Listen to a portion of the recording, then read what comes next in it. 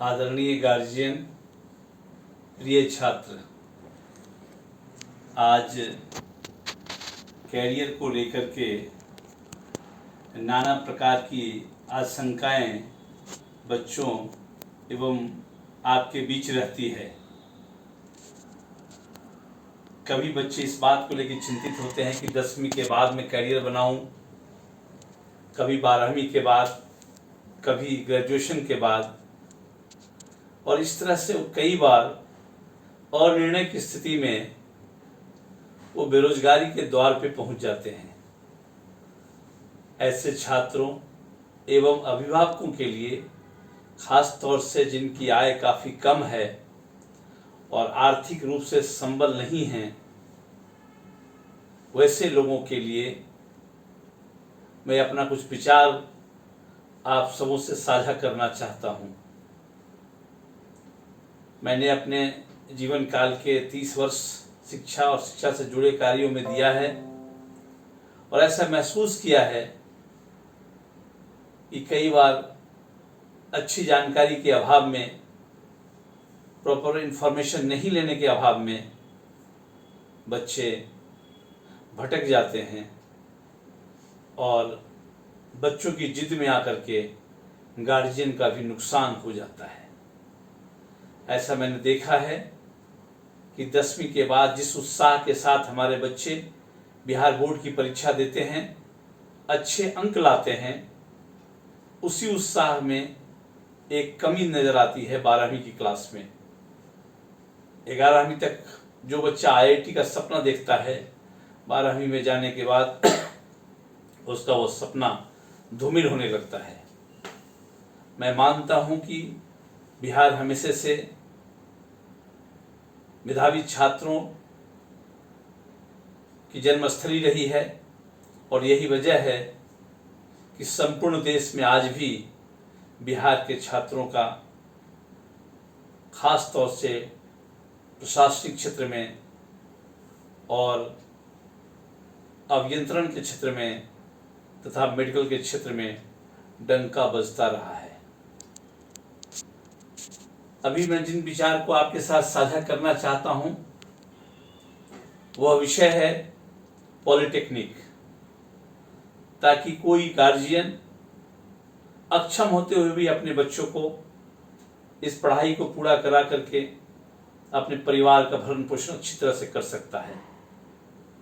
Polytechnic course जाना माना course है। इस कोर्स ने हजारों ऐसे छात्रों को पैदा किया है जिन्होंने अपनी गरीबी की चादर को इसके माध्यम से फेंक दिया है और आज वे बच्चे एक मुकाम पर हैं।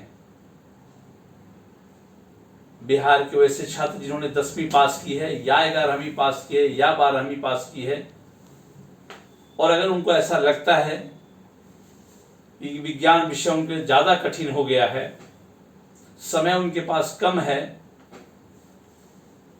प्रतीक्षा ज़्यादा करना उनके लिए कठिन हो रहा है, वैसी अवस्था में 3 वर्षीय पॉलिटेक्निक का कोर्स उनके जीवन के लिए रोजगार पैदा करने में निश्चित रूप से सहायक होगा और पूरे परिवार के लिए एक वरदान साबित होगा। जैसा कि आप जानते हैं कि पॉलिटेक्निक 2 शब्दों से बना हुआ शब्द है।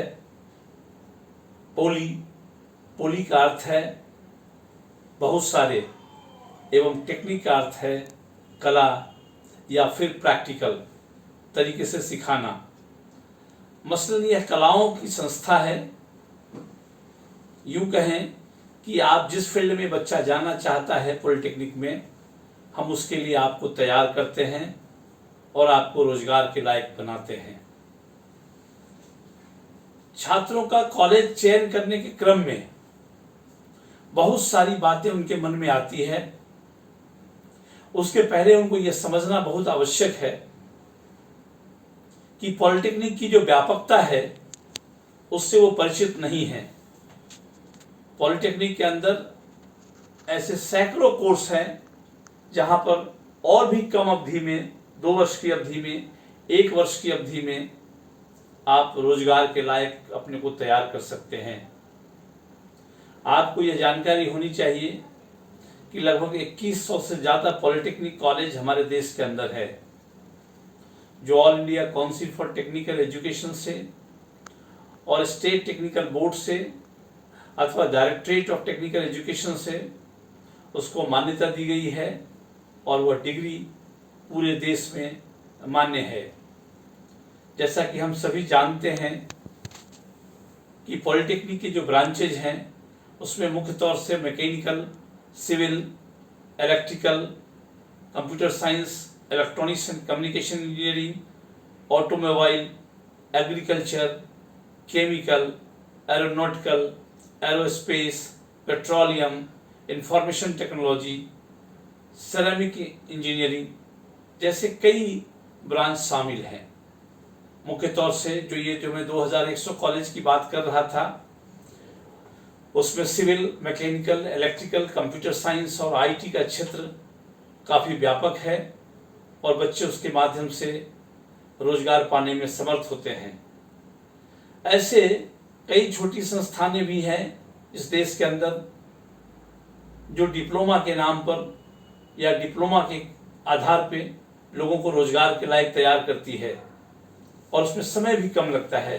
जैसे diploma in graphic designing, animation, food beverages, hair and skin care, human resource management, occupational therapy, maritime studies, fine arts, apparel production, merchandising, polishing, knit garments, fashion technology and actuarial science. ऐसे जो भी branch आपको मैंने अभी बताया है ये सारे ब्रांच मुख्य ब्रांच से अलग हैं और उनकी भी समय सीमा 2 साल से 3 साल की अवधि की होती है। अगर कोई बच्चा किसी पॉलिटेक्निक कॉलेज में दाखिला नहीं लेता है और वो अपने को बेरोजगार समझता है तो 10वीं करने के बाद ये 1 साल का या 2 साल का कोर्स दिल्ली, कलकत्ता या अन्य बड़े शहरों में जाकर के करके और उसे छोटी छोटी इंडस्ट्री में अपनी नौकरी हासिल कर सकता है, जो बहुत ही आसान कार्य है। आज ऐसे सैकड़ों छात्र हैं कि नीट गारमेंट्स के फील्ड में 1 महीने, 1 साल का, 6 महीने का, 2 साल का कोर्स करके 20-20 हजार की पगार ले रहे हैं। ऐसे सैकड़ों छात्र हैं जो डायमंड पॉलिशिंग के काम में हैं, वह भी एक डिप्लोमा कोर्स ही है। लेकिन अगर पूर्ण अवधि की कोई अगर कोर्स है तो उसमें मैंने जो पहले नाम बताया जिसमें electrical, computer science, civil, mechanical ये सारे क्षेत्र हैं। बच्चे अगर चाहें तो 3 वर्ष की पूरी अवधि की कोर्स करके छोटी छोटी अवधि की स्किलफुल प्रोग्राम, स्किलफुल ट्रेनिंग करके भी उन क्षेत्रों में जा सकते हैं और अपनी डिग्री के बल पे मुकाम हासिल कर सकते हैं। बच्चों के मन में कई तरह के सवाल आते रहते हैं जब उन्हें पॉलिटेक्निक के बारे में जानकारी दी जाती है या पॉलिटेक्निक का विषय उनके मन में आता है। देश के जितने भी राज्य हैं सभी राज्य अपने अपने यहाँ एक परीक्षा लेते हैं एंट्रेंस एग्जामिनेशन के नाम पर। जैसे बिहार में बीसीसी है तो दूसरे राज्यों में दूसरे राज्य के नाम पे है और उन परीक्षाओं में जो अव्वल आते हैं उनको वहाँ की सरकार के द्वारा चलाई जा रही कॉलेज में नामांकन होता है और जो मेधा शक्ति में थोड़े नीचे आते हैं उनको सरकार के द्वारा मान्यता प्राप्त संस्थानों में पढ़ाया जाता है और दोनों की डिग्री बिल्कुल समान है और पूरे देश में मान्य है। और नौकरी के लिए चाहे सरकारी नौकरी हो या किसी संस्थान में नौकरी हो या किसी इंडस्ट्री में नौकरी हो, दोनों जगह बच्चों की डिग्री बिल्कुल सामान्य है और समान है। यह बात बताना बहुत आवश्यक है कि बच्चे इस बात को लेकर काफी उहापोह में होते हैं, यह सरकारी है और यह गैर सरकारी है, जिसको कभी कभी प्राइवेट आप लोग बोलते हैं या सेल्फ फिनांस बोलते हैं। सरकारी और गैर सरकारी के बीच में जब अंतर लेख देते हैं आपको जान के बड़ा आश्चर्य होगा कि बिहार राज्य के अंतर, उदाहरण के तौर पे आपको मैं बता रहा हूं कि 90,000 से ज्यादा बच्चे पॉलिटेक्निक की परीक्षा में बैठते हैं और सरकारी और गैर सरकारी के प्रश्न में उलझ जाते हैं और फिर वहाँ से उनका पूरा कैरियर बदल जाता है और वो निर्णय नहीं कर पाते हैं।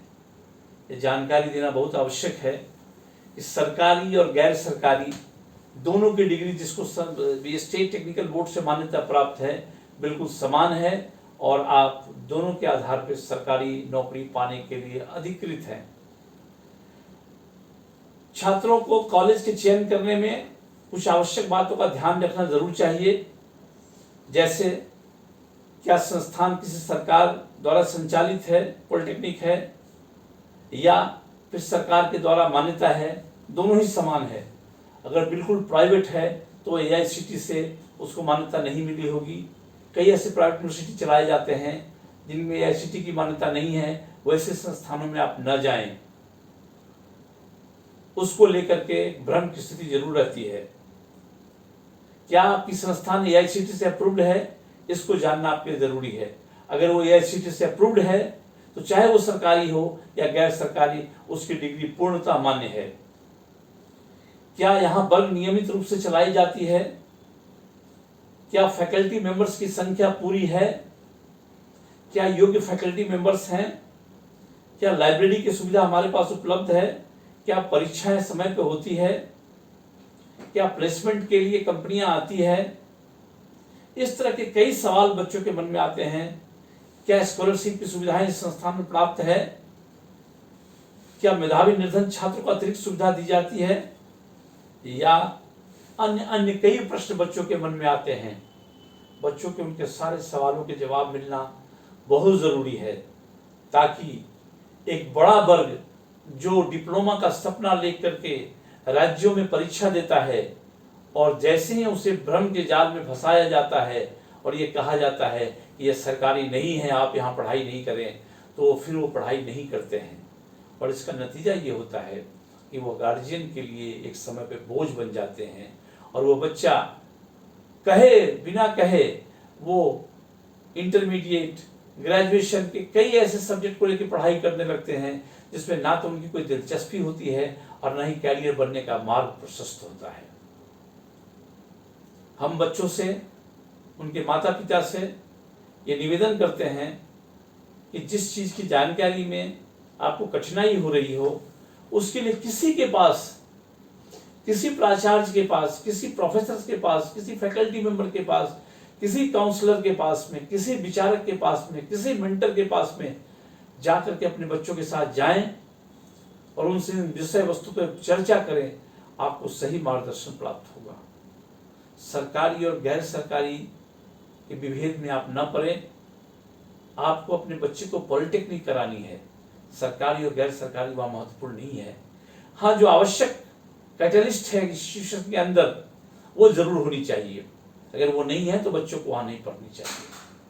हमने ऐसा पाया है, बहुत सारे छात्र हैं जो पॉलिटेक्निक की पढ़ाई में ब्रांच का निर्णय नहीं ले पाते हैं। जब कभी हमारी बातचीत बच्चों से होती है तो ब्रांच के निर्णय को लेने में कम से कम 30 से 35 मिनट का दूरभाष पे हमारी उनकी बातचीत होती है, मोबाइल पे उनकी बातचीत होती है और तब बच्चे ये समझ पाता है कि मैं किस क्षेत्र में जाऊं, कौन से ब्रांच को लूं। तो बच्चों से ये भी मेरा आग्रह होगा कि बच्चे जब कैरियर का चुनाव कर रहे हों पॉलिटेक्निक का, तो ब्रांच के बारे में उनकी कोई दिशाहीनता नहीं होनी चाहिए, उनकी कोई अनिश्चितता नहीं होनी चाहिए। मैं आपको ये बताना आवश्यक समझता हूँ कि जो भी संस्थान all India council for technical education, ministry of HRD या education department government of India से अप्रूव्ड हो और स्टेट के जो सरकारी संस्थान स्टेट टेक्निकल बोर्ड से जिसको मान्यता मिली हो, वैसे पॉलिटेक्निक कॉलेज में आप पढ़ाई करें, आपके कैरियर को कोई कठिनाई नहीं पहुंचेगी। ये मेरा विश्वास है और दावा है और इसकी पुष्टि आप किसी स्तर से कर सकते हैं। यहाँ यह बताना बहुत आवश्यक हो गया है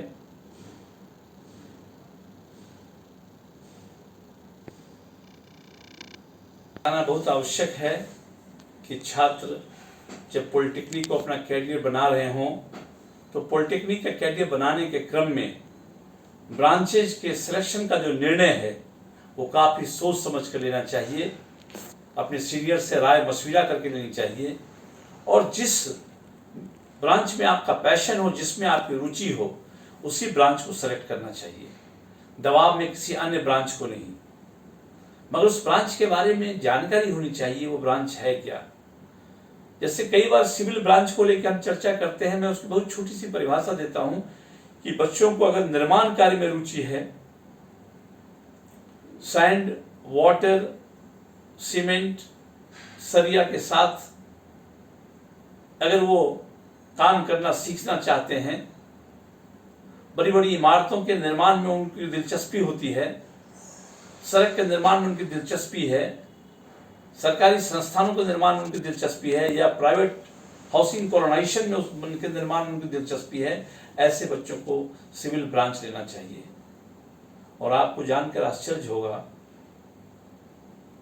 कि हजारों हजार सिविल ब्रांच की कंपनियां हैं जहां पर आपको प्लेसमेंट संभव है, किंतु आप सिर्फ यह पूछ करके कि हमारा प्लेसमेंट होगा या नहीं, ये ईमानदारी का प्रश्न नहीं है। आपको समझना पड़ेगा कि संस्थान भी प्लेसमेंट दिलाती है, किंतु आपसे भी वो उम्मीद रखती है कि आपकी पढ़ाई उस ब्रांच में बेहतर से बेहतर हो।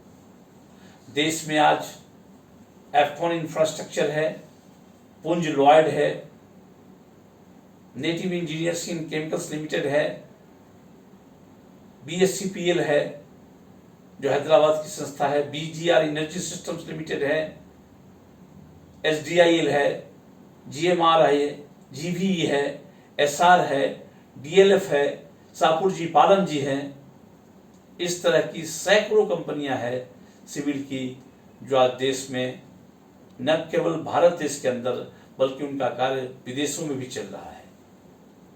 अगर एक बार साधारण स्तर की कंपनियों से काम करते हुए, काम को सीखते हुए आप आगे बढ़ेंगे और इन कंपनियों में अगर आपको स्थान मिल गया तो आप ये समझ लें ये सरकारी नौकरी के बराबर नहीं बल्कि उससे बेहतर है। और इसके अलावा राज्य में कई बार डिप्लोमा स्तर के विद्यार्थी के लिए प्रतियोगिता परीक्षा ली जाती है जिसमें सिविल में अच्छे वैकेंसी रहती है और बच्चे वहां नौकरी के लिए जा सकते हैं।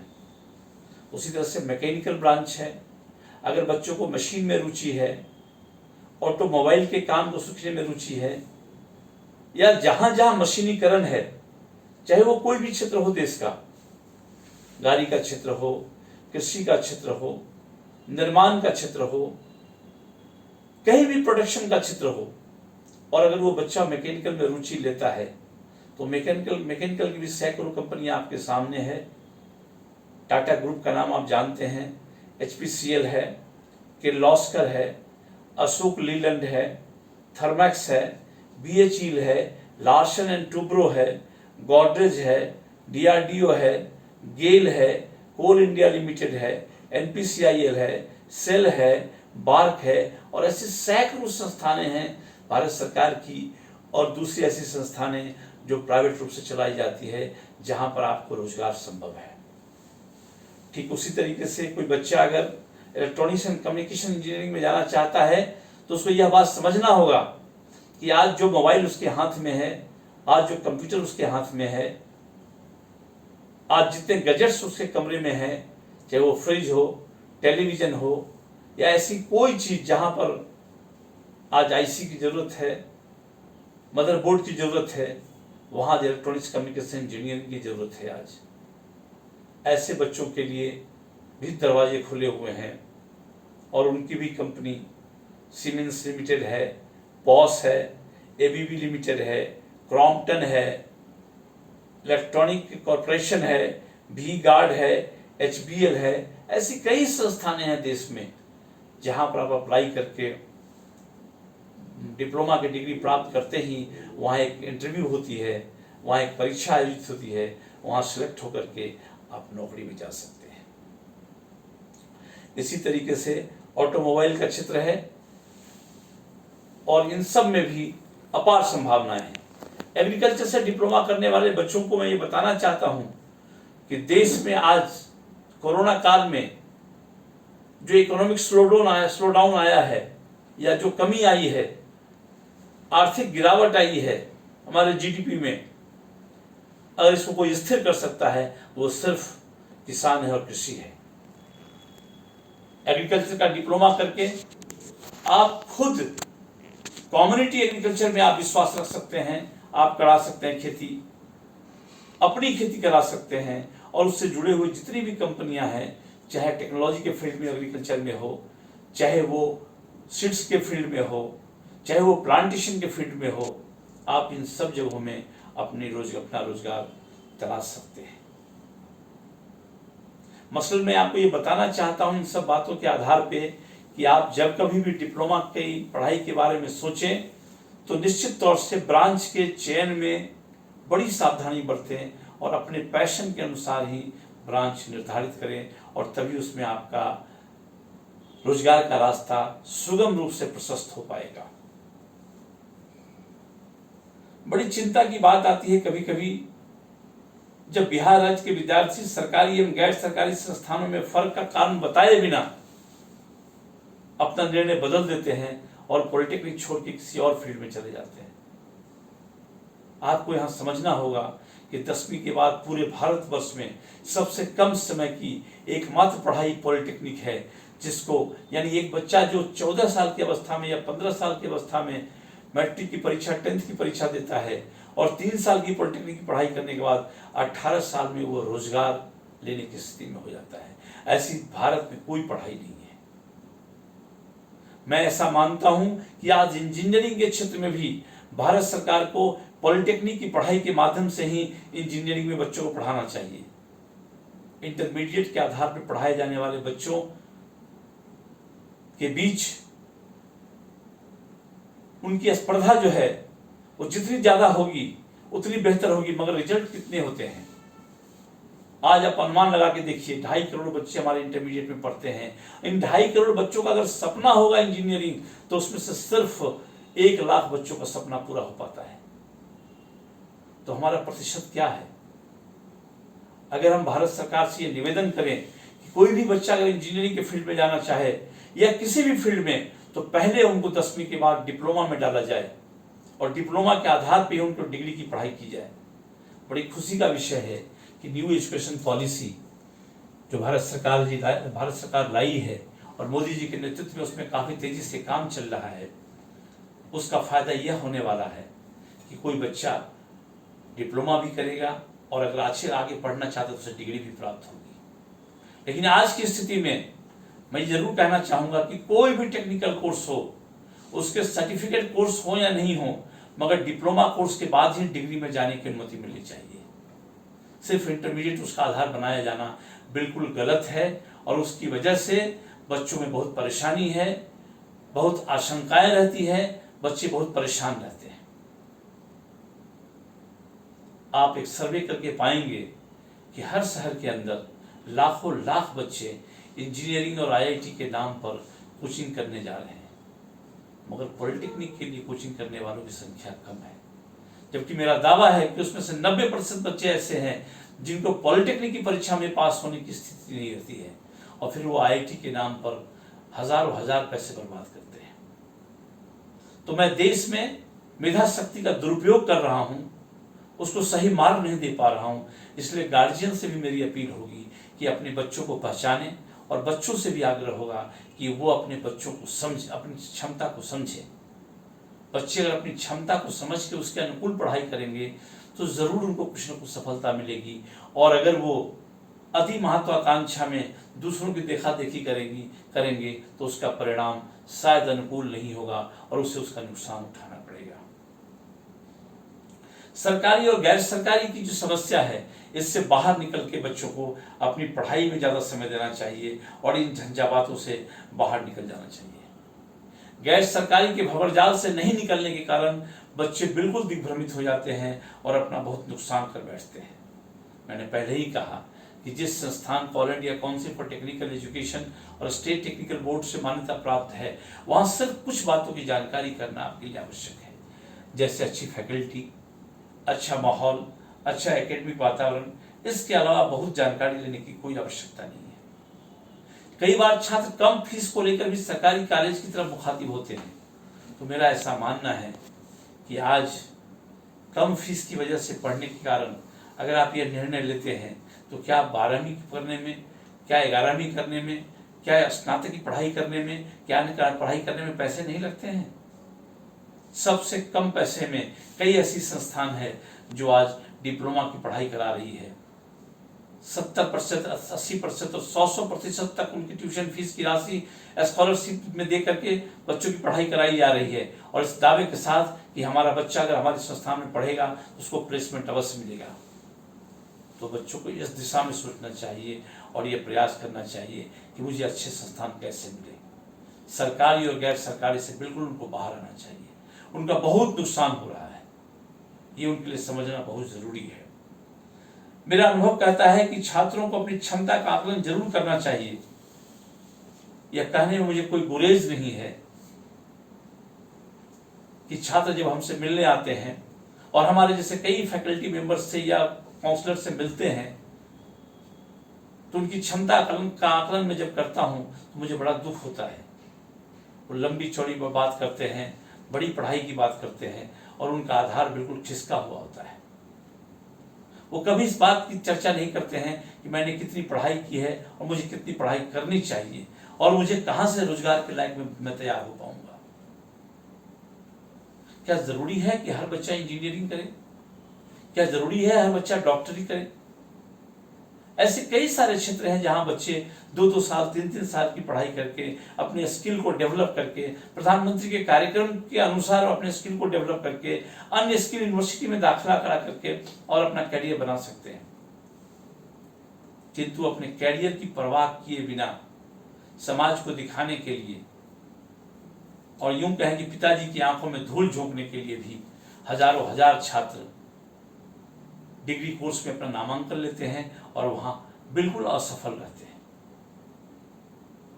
बच्चे पूछते हैं कि इंजीनियरिंग में प्लेसमेंट क्यों नहीं हो रहा है? बच्चों का आधार ही नहीं था, जेईई में उनका कोई अच्छा मार्क्स नहीं था, फिर भी उन्होंने इंजीनियरिंग में एडमिशन लिया। क्या वो बच्चे डिप्लोमा नहीं कर सकते थे? उसमें क्या बुराई है कि मैं अपनी क्षमता के हिसाब से अपने कोर्स का चयन करूं?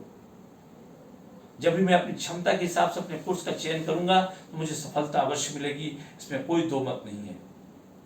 इसलिए सरकारी और गैर सरकारी के बंधन से आप बाहर जाएं और ये विचार करें कि मेरे लिए कौन सा कोर्स उपयोगी है, हमारी क्षमता के अनुकूल। छात्रों के कई बार निजी प्रश्न भी मेरे सामने आते हैं और उस एक ऐसा प्रश्न होता है जिसका जवाब देना भी जरूरी है स्थानीय स्तर पर, जिससे हमारे छात्र सही दिशा में जा सके। उदाहरण के तौर पे हम कहना चाहेंगे कि बच्चे कहते सरकारी कॉलेज चाहिए। बिल्कुल चाहिए, आपको मिलना चाहिए सरकार का कॉलेज। क्या 2100 से ऊपर जो कॉलेज है वो सभी सरकारी कॉलेज है भारत में? आखिर सरकार क्यों नहीं सारी सरकारी कॉलेज दे पाई?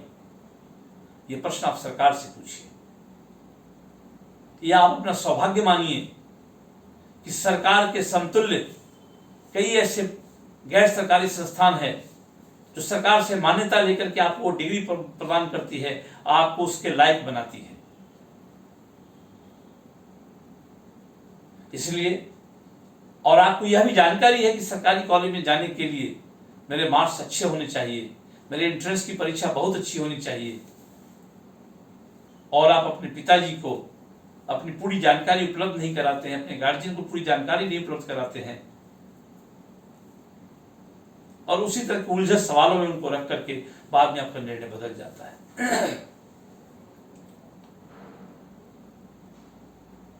मैंने पहले भी कहा था कि चाहे सरकारी कॉलेज हो या गैर सरकारी पॉलिटेक्निक कॉलेज हो, दोनों के छात्र के डिग्री में कोई अंतर नहीं है। बिहार के बाहर भी पढ़ने वाले जो छात्र हैं उनके डिग्री भी बराबर है। मुझसे कई छात्रों ने यह भी प्रश्न किया कि सर क्या बाहर के राज्यों की जो पॉलिटेक्निक की डिग्री होगी, सरकारी या गैर सरकारी, उसकी मान्यता बिहार राज्य के अंदर होगी या नहीं होगी? ये बड़ा बेतुका प्रश्न है। मैंने पहले कहा all India council for technical education यानी भारत सरकार अगर किसी को मान्यता देती है तो दूसरे राज्यों में वो बराबर है, उसकी मान्यता बराबर है। बच्चा बिहार से पढ़े या किसी अन्य राज्य से पढ़े, उनकी डिग्री समान है। सिर्फ नौकरी में आरक्षण की बात होती है। कई राज्य कहते हैं कि साहब 85% हम अपने राज्य के बच्चों को लेंगे। डिग्री में विभेद करने का अधिकार राज्य सरकार को या किसी अधिकारी को नहीं है, जिसको की मान्यता दे दी गई है पहले से। बच्चों के मन में कभी कभी यह भी प्रश्न आता है कि सर मेरी सैलरी क्या होगी। सैलरी जो है एक प्लेसमेंट से जुड़ा हुआ क्षेत्र है। बच्चे बेहतर करेंगे, कंपनियां उनको अच्छी मिलेगी तो अच्छी सैलरी मिलेगी। लेकिन अगर हम औसत तौर पे बात करें तो पॉलिटेक्निक करने वाला एक छात्र जिसने अच्छे से पढ़ाई की है, 12,000 से लेके 22,000 और 32,000 के बीच उनकी नौकरी निश्चित रूप से मिलती है। और मैं उनसे यह कहना चाहूंगा कि यदि कम पैसे की भी नौकरी आपको मिलती है तकनीकी क्षेत्र में, तो आप अपना जीवन आरंभ करिए, अपना कैरियर आरंभ करिए। मेरे जीवन में ऐसे सैकड़ों लोग आए हैं जिनकी आय पॉलिटेक्निक करने के बाद 5,000 से शुरू हुई है और आज वो 1.5 लाख रुपए की सैलरी पे है। समय लगता है। हाँ, आपके ही दूसरे साथी जो अति मेधावी हैं उनको 25,000, 30,000, 35,000 की भी नौकरी लगी है। इसलिए आप उनको न देखें, आप स्वयं को देखें और अपनी योग्यता के आधार पर नौकरी जब मिलती हो तो उस अवसर को न गंवाएं। आपका जीवन सुखी रहेगा आगे चल करके। छात्रों के को ये सैलरी को लेकर जो असमंजस होती है, उस असमंजस में वो अपने पिताजी को एक रूपरेखा सामने प्रस्तुत करते हैं, जिसमें बताते हैं कि मैं आज अगर दिल्ली शहर में जाऊंगा तो 4,000 का कमरा लूंगा, 4,000 खाने में लग जाएगा तो मुझे बचेगा क्या, 5,000 खाने में लग जाएगा। तो आज जब आप 1 रुपए के भी आमदनी आपके पास नहीं है तो पहले आप छोटी आमदनी का प्रयास कीजिए। छोटी आमदनी से ही आप काम का अनुभव पाएंगे और धीरे धीरे बड़ी आमदनी की ओर बढ़ेंगे। यदि भारत के हर राज्य में हर गार्जियन और हर छात्र हमारी इन बातों पर गौरपूर्वक विचार करे तो उसे जरूर लगेगा कि मैं अपनी आर्थिक स्थिति को संभालने के लिए अपने घर को, बच्चों को पॉलिटेक्निक के माध्यम से कैरियर प्रदान करूं। और बच्चा यहीं तक नहीं रुकेगा। अगर वो मेधावी है तो आय करते हुए आगे डिग्री ले सकता है, मास्टर्स कोर्स कर सकता है। कई जगह ऐसे कोर्स चलाए जाते हैं जिसमें पार्ट टाइम पढ़ाई होती है और बच्चा काफी आगे जा सकता है। मैं कुछ चुनिंदे लोगों को जानता हूं जिन्होंने डिप्लोमा के माध्यम से आज मास्टर्स ही नहीं डॉक्टरेट किया है और भारत के बड़े संस्थान DRDO, इसरो जैसे संस्थान में आज अपनी सेवा दे रहे हैं। अगर आपकी लगनशीलता होगी तो आप ये डिप्लोमा आपको उस मुकाम तक पहुंचाएगा जिसको आपने कभी स्वप्न में भी नहीं देखा होगा। लेकिन कंसिस्टेंसी जरूरी है, उसमें लगनशीलता उसमें जरूरी है। और मेरी शुभकामना होगी कि मेरा हर बच्चा जो पॉलिटेक्निक का सपना देखता हो और अपने घर की स्थिति को ठीक करना चाहता हो, उसे पॉलिटेक्निक करना चाहिए, अच्छे ब्रांच का चयन करना चाहिए और अपने जीवन को सुचारू रूप से चलाने के लिए सफलता हासिल करनी चाहिए। फिर से हमारी ओर से शुभकामनाएं।